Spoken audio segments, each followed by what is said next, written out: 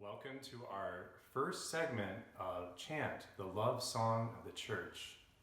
Through this series, we will be journeying through the history, the theology, and the theory behind what the Second Vatican Council encouraged should be given pride of place in the liturgy, namely, Gregorian chant.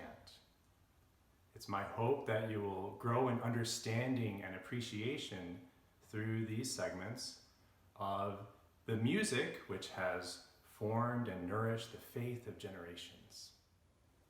So we'll begin with chant in the sacred scripture, especially in the Old Testament.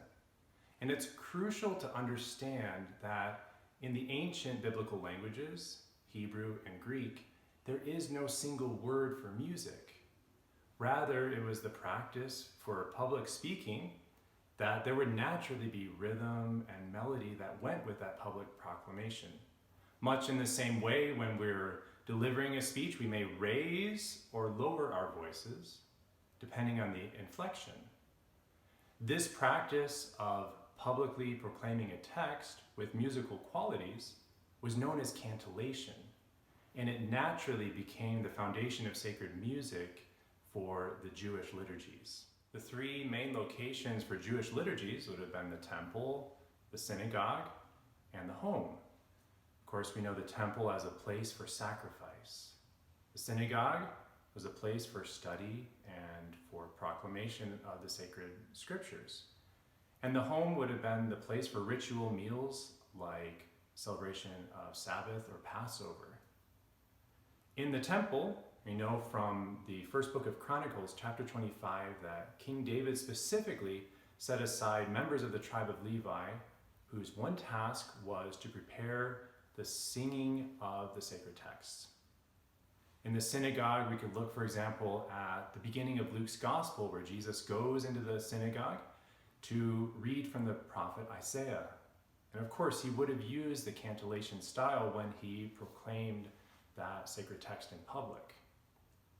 Then at the end of a long week of work, the father who would lead the ritual meal with the family for Shabbat or Sabbath would have chanted a prayer of blessing.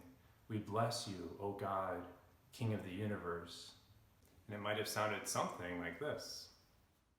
Baruch atah Adonai Eloheinu melech haolam. So these three places of liturgy find their fulfillment in the Christian celebration of the Eucharist, which is not only a sacrifice, it's not only a meal, it's not only a place to hear the sacred text, but it's all three in one, the celebration of the Mass.